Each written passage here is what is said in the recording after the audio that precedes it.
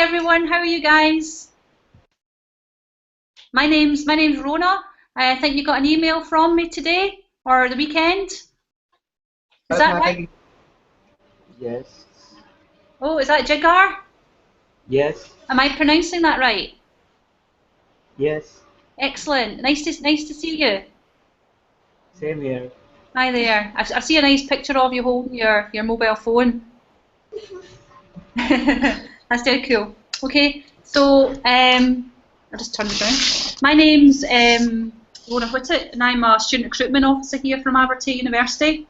So I'll introduce you shortly to Natalie. Natalie Coull. Hi there. A nice picture of you holding your mobile phone. That's very cool. Okay, so I'll just turn this around. My name's Dr Natalie Coull, and I'm a student recruitment officer here from Aberdeen University. So I'll introduce you shortly to Natalie. Natalie Coull. Hi there. A nice picture of you holding your mobile phone. We've got a wee bit here. Okay, so my name's Dr Natalie Coull, and I'm a student recruitment officer here from Aberdeen University. So I'll introduce you shortly to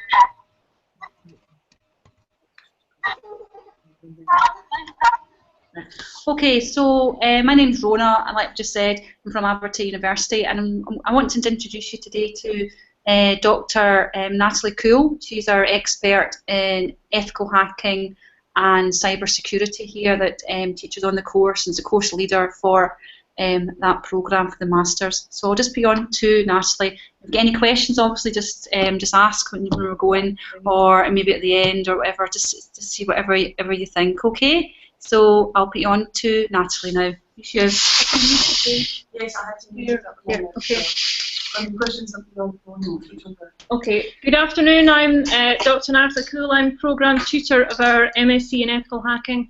So I'm going to give you a relatively short presentation about the sorts of things that we cover in our Ethical Hacking programme, a little bit about Aberdeen University, and then you can ask some questions. I think that you've been muted, is that right? So that yes. You can't ask questions throughout, it's just we're getting a little bit of feedback from some of the audio. So we've decided just to mute you all just now, and then once I've finished the presentation, we'll unmute you so that you can then ask questions. So I'm just going to ask for the presentation to start now. I need my technical assistant here.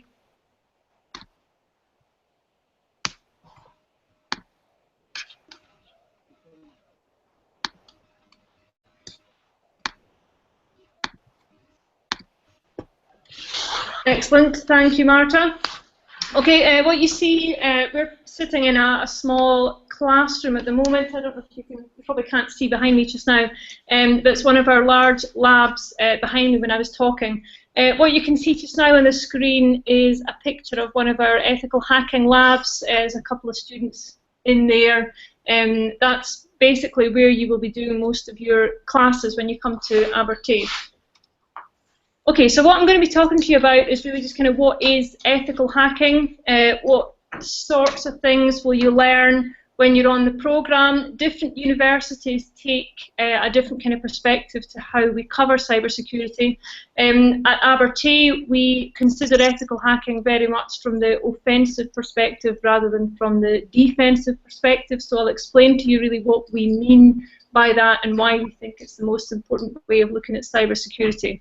I'll talk to you about the different modules that we have available on the programme, and then finally you'll get a chance to ask some questions. Okay, so obviously, you have to redo the screen. Okay, hang on a minute. It just doesn't seem like it's sharing properly. We need to do that. I'm sorry for that. Just bear with us here.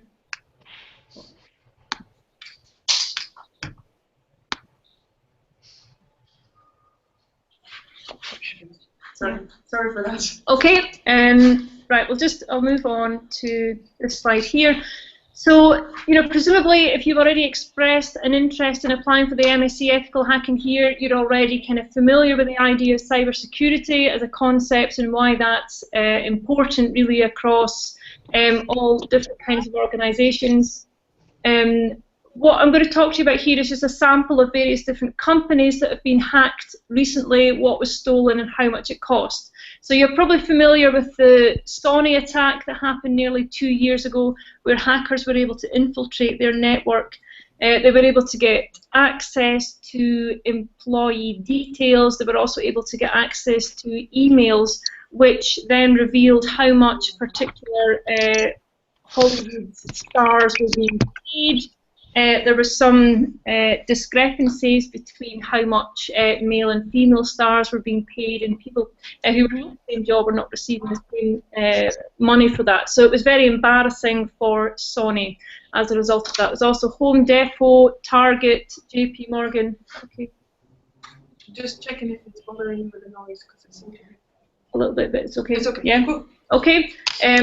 So other kind of large American organisations that have suffered various different attacks, where hackers have managed to break into the network, they've managed to access data, in some cases they've managed to access credit card details as well, and these have then either been deliberately leaked on the internet or perhaps stolen and then put up for sale on the dark web.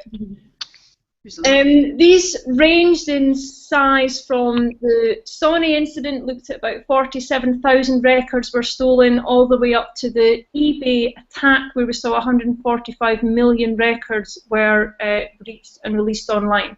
In terms of the cost to the organisations, this very much depends on the size of the attack, the size of the organisation, the type of detail that was stolen, whether it was simply emails and records or whether it was financial details as well, will affect how much it takes the company to recover from that sort of an attack.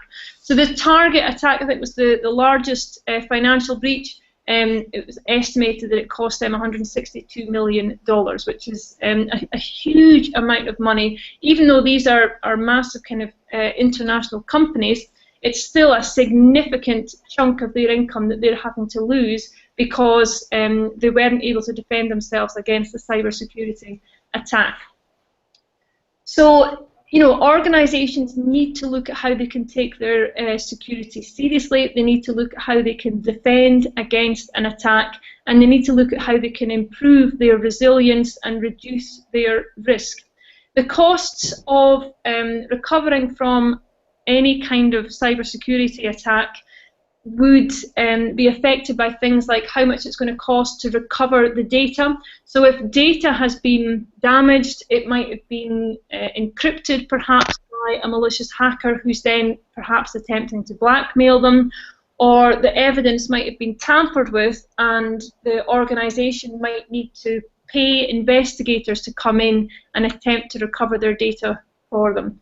There's also the cost of investigating an attack. So usually a company would go to a penetration testing company and say, look, we're interested in you coming and testing the security of it. If their defences are breached, then they will likely go back to that same penetration testing company and say, look, we've suffered some sort of an attack, can you please investigate what's happened? So they would typically have to go through network logs, which might involve looking at kind of firewall logs, there might be intrusion detection system logs, or rules that might have been triggered, etc., where they would then try and analyse these to find out, what has happened. So they're interested in how did the malicious hacker manage to get access to the network in the first place? Was it perhaps because they sent a phishing email to an employee that opened something, or did they manage to find that there was a port open somewhere and they've been able to perhaps get some malicious code onto the network that way? So they're very interested in investigating the attack so that they can then identify, okay, how much of the network has been breached, but also, what data has been stolen, and how can we then improve our defences to prevent an attack of this nature happening again. With some companies, especially with Sony, they suffered a massive distributed denial of service attack around about the same time as the other malicious hackers were able to get access to the network. So, there's considerable loss of revenue if the network is not available and they're not able to do business, they're going to lose money that way. Depending on how the organisation respond to the malicious attack, that might affect their reputation. So if an organisation isn't considered to be taking their customers' financial details or email addresses and passwords seriously, then customers will think, okay, I don't want to do business with this organisation anymore, I'm simply going to go and take my money somewhere else. And then finally, depending on the type of data that was stolen and the country that the organisation is based in, there might be some financial penalties imposed on them as well. So if they've lost credit card details and the government can prove that the organisation haven't taken appropriate steps to defend that information, then they could end up having to pay a large fine as a consequence of that. So malicious hacking is really bad news for businesses. It can cost them money, it can cost them business, and it can cost them customers. But what we're seeing even in 2016 is that many organisations and technical experts are still ignorant about security. So even technical experts that might have a degree in computing already, or people who are working as programmers, they might know how to create an excellent website or put together a very efficient network, but they don't understand the security weaknesses that allow malicious hackers to then target and get access to a network or a piece of code in the first place. So without that security underpinning, they're not able to effectively defend their network. And that's why organizations need help from specialists, i.e. people who understand security, who can advise them on what they need to do to try and reduce their chances of being attacked. So why ethical hacking? So there's this need for real security specialists. We need people that are able to identify the security problems that exist within an organization, and I've used the term organization in the very broadest sense. So it could be that they're looking for the security problems that exist within the organization's network. It could be that they're looking for security problems that exist in the organization's website, or it could be in the perhaps policies that the organization might have for their passwords. They might have a really weak password policy that means it's very easy for people to create weak passwords that can then be guessed or cracked. So we need these security specialists that are able to identify these security problems and then able to recommend countermeasures so that we can address the problems correctly. So we need people that understand the how and why of security vulnerabilities and weaknesses. So we have this phrase at Abertay that we like to use, saying it takes a thief to catch a thief. So if you don't understand the mindset or the thinking of the malicious hacker, then it's going to be very difficult to try and find all the vulnerabilities and weaknesses in a system that they're going to try and exploit. So we need to try and get into that hacker mindset, which is what we try and do in the course, is try and develop that hacker mindset in our students so that they can then go out into the workforce and be able to test the security defences of an organisation from the perspective of a malicious hacker, obviously within the remit of a contract and working within the constraints of the law. So we need security specialists to think like hackers so that we can then stop these malicious attacks from taking place. So our philosophy, we have to investigate what the hackers can do and then think of ways to stop them. At Abertay, we work very closely with a lot of our industry partners, and we have a very close relationship with a number of large security organisations who have considerable input into the programme. They advise us on the sorts of content that they think is valuable and the sorts of material that they want our students to cover so that they know when they employ them that they've got the sorts of skills that they're looking for. So I've listed here some of the large security testing companies that we have a very close relationship with. Obviously, some of our students also go on to work for other organisations that don't necessarily have a specific security focus, but for obvious reasons, such as the Royal Bank of Scotland or BT, British Telecom, they would employ their own security specialist whose job it is simply to just keep defending their own networks and infrastructure. So we've got many graduates at each of these companies, not just in Scotland and the rest of the UK, but across the globe as well, from Australia, New Zealand, Thailand, China, India, etc. So here at Abertay, as I mentioned with my first slide, we've got our own dedicated ethical hacking lab. The ethical hacking lab is isolated from the main university computer network. So what this means is that we can treat it almost like the kind of students' playground. We've got dual boot machines in there, and we've got numerous different virtual machines running as well. So there's about 60 network PCs that the students have got access to for either teaching or project work. We set up kind of vulnerable servers, networks that the students can use to practice their ethical hacking techniques within that laboratory. And at the end of the day, there's a lot of programs and things available in that lab. There's pieces of malware as well that we simply wouldn't be able to let the students have access to on the university's usual IT labs. But within the ethical hacking lab, we're able to kind of reset the machines to a base safe image. So if a student does accidentally execute a malicious piece of code or accidentally release a piece of malware, we can easily restore the lab at the click of a button to recover from that. Students also have access to the graduate school, which is very close geographically to the ethical hacking lab. It includes a kitchen area if the students are wanting to go and make tea or coffee or get themselves a drink of water. And there's also a quiet study area in there as well if you're just wanting to go somewhere different to do sort of project work, for example. I can't talk about ethical hacking at Abertay without mentioning security. So we have a very large and popular student society here called the Ethical Hacking Society. Every year they organise their student conference, so it's organised by the students, but it attracts people from industry as well out with the UK. So we have a maximum number of tickets at that event. We have 350 tickets for the last few years. We've sold out of tickets, so we've reached full capacity with that. We get publicity on the TV, radio, newspaper, etc. And we get sort of internationally famous speakers coming to that. The event's sponsored by a lot of our security industrial contacts, including GCHQ, which is the government's electronic communication agency.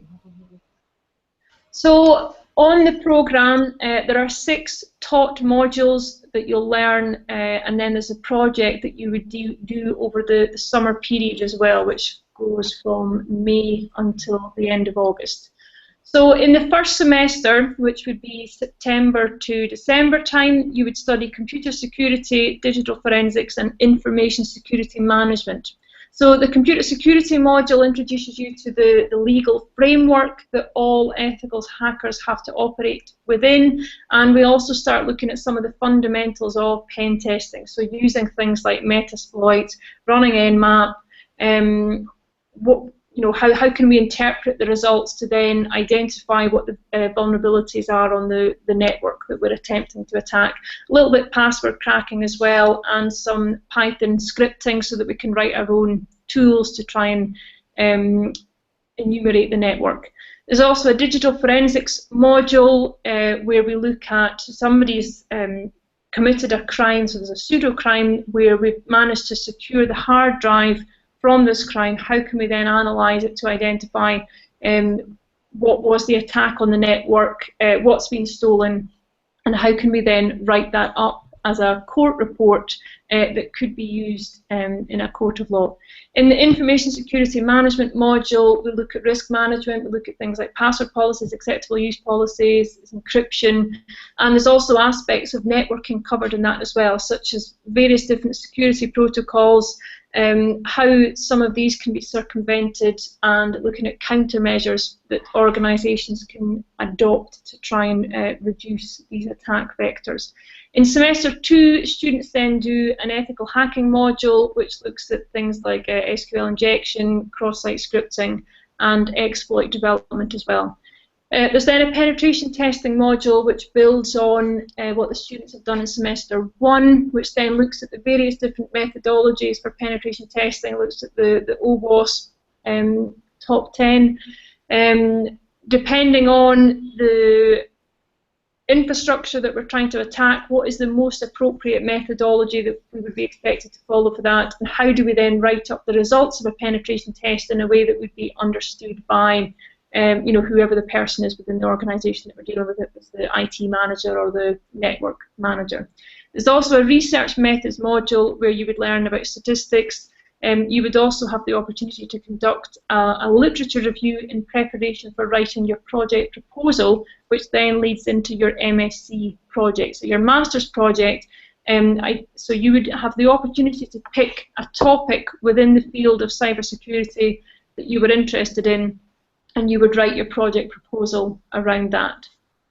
So some of the project topics that students have focused on over the last year include things like identifying a penetration testing methodology for small to medium-sized businesses, things like SCADA security, so industrial control systems, what are the security vulnerabilities that we can identify with these types of infrastructure, escaping virtualization, so in a virtual machine environment, how easy is it for somebody to then get out of that virtual machine and be able to get access to the underlying operating system.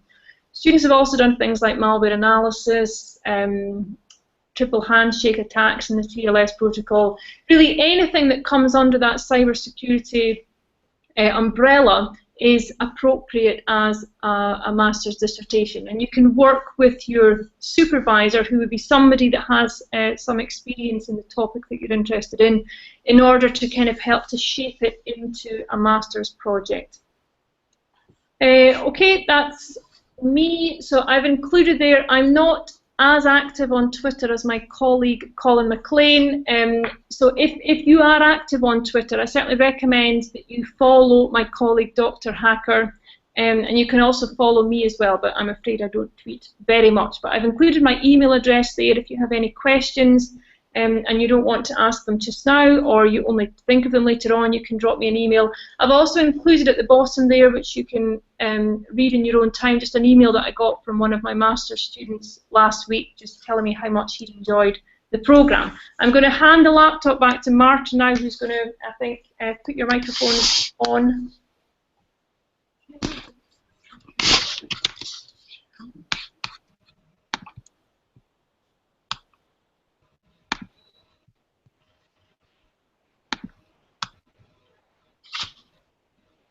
Hello. Can you hear us? Yes. Hello. Jigar, hi. Hi.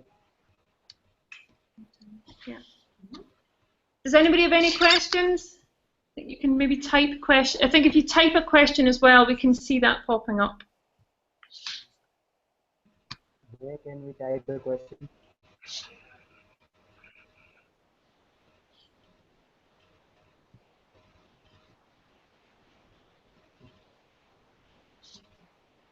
No, okay. Okay, you can take a note of my email address anyway, and if you do think of any questions at all, you can drop us an email. You will all have received an email from Rona anyway, so if you do think of anything you want to ask, Just contact either myself or Natalie, and we'll try and answer your questions as quick as we can, and so that you know get the answer. Is that okay? Okay. Okay. okay? Yeah, okay. Okay. Thank you. Excellent. Nice to meet you all. Thank you. Bye. Bye.